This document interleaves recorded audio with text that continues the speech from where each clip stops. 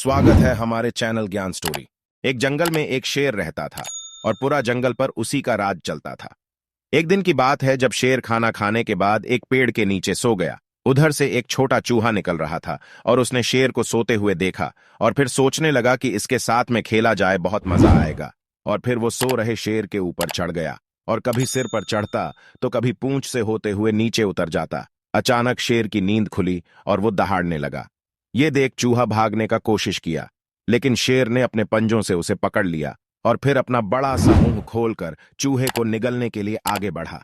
लेकिन चूहा जोर जोर से रोने लगा और शेर के सामने गिर गिराते हुए बोला, हे जंगल के राजा, मुझे ना खाओ, मेरे से गलती हो गई। अब मैं आपको कभी परेशान नहीं करूंगा और समय आने पर आपका मदद भी करूंगा। शेर को उस चूहे पर दया आ गई और उसने चूहे को छोड़ दिया और चूहा शेर को शुक्रिया बोलकर चला गया। कुछ दिन बिता और एक बार वो शेर कुछ शिकारियों के जाल में धोखे से फंस गया। शिकारियों ने शेर को जाल में कसकर उसे चिड़ियाघर ले जाने के लिए गाड़ी लेने घर चले गए और शेर दहाड़ता रहा। शेर की दहाड़ दूर दूर तक जा रही थी। फिर चूहे के कान में उसका दहाड़ गूंजा। चूहा का कान खड़ा हो गया और चूहे को लगने लगा कि शेर मुश्किल में है, हमें उसका मदद करना चाहिए। शेर के आवाज के तरफ चूहा भागता रहा और फिर जाल के पास पहुंच गया और शेर को जाल में फंसा हुआ देख बोलने लगा कि घबराइए नहीं राजा, मैं इस जाल को काटकर आपको आजाद करूंगा।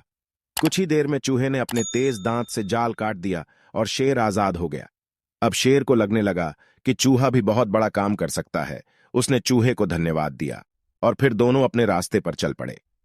सिख इस कहानी से हमें यही सीख मिलती है कि किसी को भी कमजोर एवं छोटा नहीं समझना चाहिए, क्योंकि वो भविष्य में कभी भी आपके बड़ा काम आ सकता है।